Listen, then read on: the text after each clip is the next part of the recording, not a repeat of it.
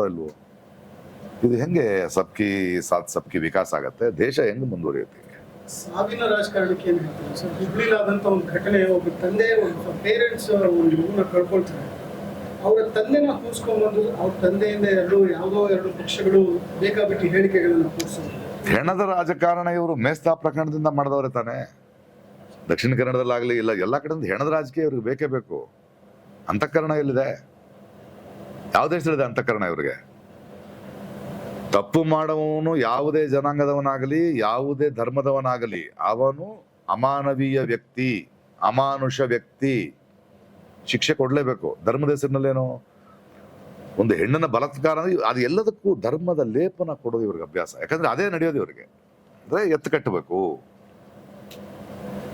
ಇದು ಧರ್ಮದ ಮೇಲೆ ನಡೆದ ಒಂದು ಅತ್ಯಾಚಾರ ಅಂತ ಹೇಳ್ಬೇಕು. ಒಂದು ಹೆಣ್ಣು ಮಗಳ ಮೇಲೆ ಅನ್ನೋ ಒಂದು ಬೇಕಾಗಿಲ್ಲ ಅವ್ರಿಗೆ, ಆ ತುಡಿತ ಇಲ್ಲ ಅವ್ರಿಗೆ. ಅದು ಧರ್ಮ ಆಗ್ಬೇಕು, ಅದು ಜಾತಿ ಆಗ್ಬೇಕು, ಆ ರಾಜಕಾರಣದಲ್ಲಿ ಗೆಲ್ಲಬೇಕು.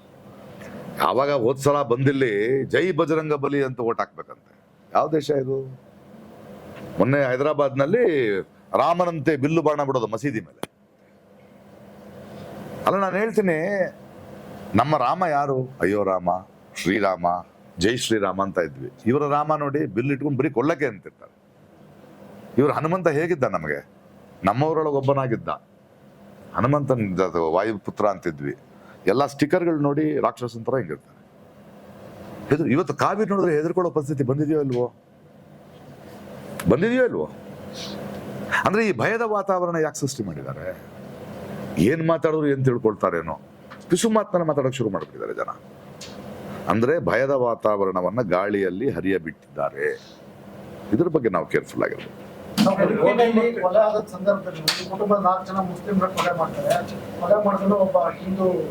ನೋಡಿ, ಅದೇ ತಪ್ಪು. ನಾವ್ ಹಂಗ್ ನೋಡ್ಬಾರ್ದು, ಬಟ್ ಇವ್ರು ಹಂಗ್ ನೋಡಲ್ಲ. ಅದನ್ನ ಅವಾಗ ಸುಮ್ನಿರ್ತಾರೆ ಇವರು. ನೋಡ್ತಾ ಇಲ್ಲ, ರುಕ್ಸಾನಾ ಕೊಲೆನೂ ಕೂಡ ಪ್ರಸ್ತಾಪ ಮಾಡಿ ಅಂತ ಹೇಳ್ತಾ ಇದ್ರೆ ಅದನ್ನು ಕೂಡ ನೀವು ಧರ್ಮದಿಂದ ನೋಡ್ತೀರಾ. ಆದ್ರೆ ನಿಮ್ಮ ಧ್ವನಿ, ನೀವು ಮಾತಾಡುವಂತ ಧ್ವನಿ ಬಹುಸಂಖ್ಯಾತ ಜನಕ್ಕೆ ಯಾಕೆ ತಲುಪಲ್ಲ? ಅದನ್ನ ಹೇಗೆ ತಲುಪಿಸೋದು ಪ್ರಯತ್ನ? ಅದನ್ನ ತಲುಪೋ ಪ್ರಯತ್ನ ನಾನು ಮಾಡ್ತಿರೋದು. ನಾವು ಈ ತರದ ಚರ್ಚೆ ಮಾಡಿದಾಗ ಮಾತಾಡೋದು ಯಾವತ್ತು ಪಾಸ್ಟ್ ರೆಕಾರ್ಡ್ಸ್ ಗಳನ್ನ ನೋಡ್ಬೇಕು. ಅವ್ರ ಹಿಂದೆ ಹೆಂಗ್ ಪ್ರವರ್ತಿಸಿದ್ರು. ಮಂಗಳೂರಿನಲ್ಲಿ ನೋಡಿ, ನಾನು ಇದನ್ನ ಹೇಳ್ತೀನಲ್ಲ, ಕನ್ನಡ ಹೋರಾಟ ಅಂತ ಶುರು ಮಾಡ್ತಾರೆ, ಜಾತಿ ಹೋರಾಟ ಅಂತ ಶುರು ಮಾಡ್ತಾರೆ. ಬಟ್ ನಿಮಗೆ ಈ ಧರ್ಮದ ಹೋರಾಟಗಳಲ್ಲಿ ಕಾರು ಸುಟ್ಟು ಒಬ್ಬ ರಾಜಕಾರಣಿಯ ನಾಯಕನ ಕಾರು ಸುಟ್ಟೋಗಿರೋದು ನೋಡಿದ್ರೆ ನೀವು? ಅವ್ರ ಮಗನೋ ಅವ್ರ ಕುಟುಂಬದವ್ರು ಯಾರು ಜೈಲ್ಗೆ ಹೋಗಿರೋದು ನೋಡಿದ್ರೆ ನೀವು?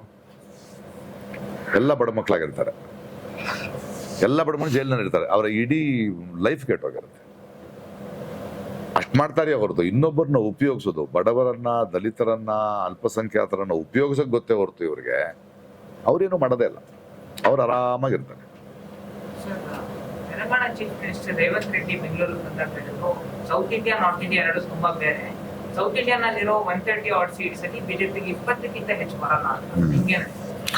ಆ ವ್ಯಕ್ತಿ ಏನೋ ಮಾತಾಡ್ತಾ ಇರ್ತಾನೆ. ನಮ್ಗೆ ಯಾಕ್ರಿ ರಾಜಕಾರಣಿಗಳ ಮಾತುಗಳು? ನಂದು ನಿಮ್ದು ಕೆಲಸ ಯಾರಿಗೆ ಎಷ್ಟು ಬರುತ್ತೆ ಅನ್ನೋದಲ್ಲ, ಪ್ರಜೆಗಳ ಕೆಲಸ ನಾವು ಯೋಚನೆ ಮಾಡಿ ವೋಟ್ ಮಾಡ್ಬೇಕು ಅಂತ. ನಾವು ರಾಜಕೀಯ ಪಕ್ಷದವ್ರೆ, ಯಾವ ಪಕ್ಷ ಗೆಲ್ಲುತ್ತೆ ಎಂಥವ್ರನ್ನ ಗೆಲ್ಲಿಸ್ತೀವಿ ನಾವು. ಗೆಲ್ಲಿಸ್ದವ್ರು ಕೆಲಸ ಮಾಡಿದ್ರೆ ಇಳಿಸ್ತೀವಿ ನಾವು, ಅಷ್ಟೇ ನಮ್ ಕೆಲಸ. ಅವನು ಅಲ್ಲಿಂದ ಬಂದು ಹೇಳ್ತಾನೆ, ಮಮತಾ ಬ್ಯಾನರ್ಜಿ ಒಂದು ಹೇಳ್ತಾರೆ, ಅಲ್ಲಿಂದ ಯಾರೋ ಹೇಳ್ತಾರೆ, ಅದಕ್ಕೂ ನಮ್ಗೆ ಏನ್ ಸಂಬಂಧ? ಯಾಕೆ ನಮ್ಗೆ ಅಂಕಿ ಅಂಕಗಳು ಯಾಕೆ ಡಿವೇಟ್ ಆಗ್ಬೇಕು? ನಾವು IPL ಮ್ಯಾಚ್ ನೋಡ್ತಾ ಇದೀವಿ, ನಮ್ಮ ಬದುಕನ್ನು ನೋಡ್ತಾ ಇದೀವಿ. ನಾವು ನಮ್ಮ ರಾಜ್ಯದ, ನಮ್ಮ ಮಣ್ಣಿನ, ನಮ್ಮ ಕ್ಷೇತ್ರದ, ನಮ್ಮ ಮಕ್ಕಳ ಭವಿಷ್ಯಕ್ಕಾಗಿ ನಾವು ಯೋಚನೆ ಮಾಡ್ಬೇಕು. ಅವ್ರವ್ರ ಲೆಕ್ಕಾಚಾರ ಇರುತ್ತೆ, ಅದೊಂದು ಕಾಂಗ್ರೆಸ್ ಪಕ್ಷದ ಲೆಕ್ಕಾಚಾರ ಆಗಿರುತ್ತೆ. ಅರ್ಥವಾಯ್ತೆ? ಅದು ಜನರ ಲೆಕ್ಕಾಚಾರ ಅಲ್ಲ. ಸೋಲ್ಸೋದು ಗೆಲ್ಸೋದು ಜನ, ಅವ್ರು ಅನ್ಕೊಳ್ತಿದ್ದಾರೆ. ಅವರವರ ಕಾರ್ಯಕರ್ತರಿಗೆ ಹುರಿದುಂಬಿಸೋದಕ್ಕೆ ಅಲ್ವೇ? ನಾವು ಕಾರ್ಯಕರ್ತರಲ್ವಲ್ಲ, ನಾವು ಪ್ರಜೆಗಳು. ನಾವು ಪ್ರಜೆಗಳು. ಮಾಧ್ಯಮಗಳಾಗಲಿ ಪ್ರಜೆಗಳಾಗಲಿ ನಿರಂತರವಾದ ವಿರೋಧ ಪಕ್ಷವಾಗಿರಬೇಕು. ಮಾಧ್ಯಮಗಳ ಕೆಲಸ, ಪ್ರಜೆಗಳ ಕೆಲಸ, ಯಾರೇ ಗೆದ್ರು ಅವರನ್ನ ಅನುಮಾನದಿಂದ ನೋಡೋದು. ಅನುಮಾನದಿಂದ ನೋಡ್ಲೇಬೇಕು ನಾವು. ಯಾಕಂದ್ರೆ ಒಬ್ಬನಿಗೆ ಪವರ್ ನಾವು ಕೊಟ್ಟಾಗ ಅದನ್ನ ದುರುಪಯೋಗ ಪಡ್ತಾರ ನೋಡ್ಬೇಕು. ಯಾಕಂದ್ರೆ ಅದನ್ನ ಒಳ್ಳೆ ಕೆಲಸ ಮಾಡಿದ್ರೆ ಅದನ್ನ ಹೊಗಳ್ಬೇಕಾಗಿಲ್ಲ, ಅದು ಮಾಡ್ಬೇಕಾಗಿರೋ ಕರ್ತವ್ಯ. ದುರುಪಯೋಗ ಮಾಡ್ತಿದಾರಾ? ನಮ್ಮ ನಂಬಿಕೆಯನ್ನ ಹಾಳು ಮಾಡಿ ಅದನ್ನ ನೋಡ್ಬೇಕು ನಾವು. ನಾನು ಇದನ್ನೆಲ್ಲ ಮಾಡಿದ್ರೆ ಮಾಡ್ಲೇಬೇಕಪ್ಪ ನೀನು, ಅದಕ್ಕೆ ನಿಂತಾನೆ ಬಂದೆ, ನಾ ಮಾಡ್ತೀನಿ ಅಂತ ಹೇಳ್ಕೊಂತಾನೆ ಬಂದೆ, ಅದನ್ನ ಮಾಡು. ತಪ್ಪಿಲ್ಲ, ಒಳ್ಳೇದು, ಬೆಸ್ಟ್. ನೆಕ್ಸ್ಟ್ ಟೈಮ್ ಮತ್ತೆ ಗೆಲ್ಲಿಸ್ತೀವಿ. ಸಂವಿಧಾನದ ಉಲ್ಲಂಘನೆಗಳು ನಡೀತಿದ್ರು ಕೂಡ hmm president is the guardian of constitution. Do you think the president is failing the country? ಅವರು ಸ್ಟ್ಯಾಂಡಿಂಗ್ ಪ್ರೆಸಿಡೆಂಟ್ ಅಲ್ಲ, ಔಟ್ಸ್ಟ್ಯಾಂಡಿಂಗ್ ಪ್ರೆಸಿಡೆಂಟ್.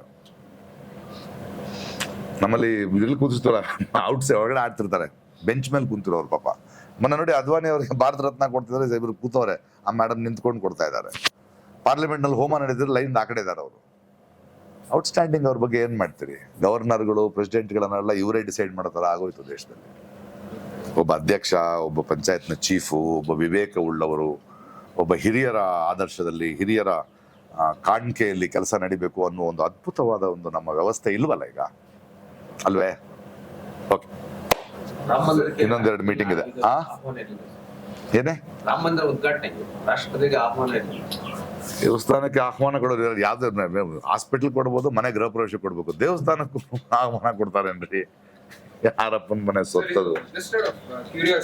ಎಸ್ ಸರ್ ಗುರುಗಳೇ.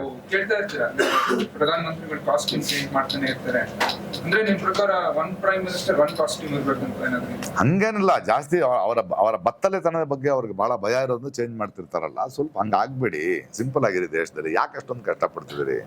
ಆದ್ರೆ ನಮ್ ಕೆಲಸ, ಆಕ್ಟರ್ಗಳ ಕೆಲಸ, ಪಾತ್ರಕ್ಕೆ ತಕ್ಕಂತೆ ವೇಷ ಬದಲಾಯಿಸೋದು. ನಿಮ್ಗೆ ಯಾಕೆ ಬೇಕಿದೆಲ್ಲ?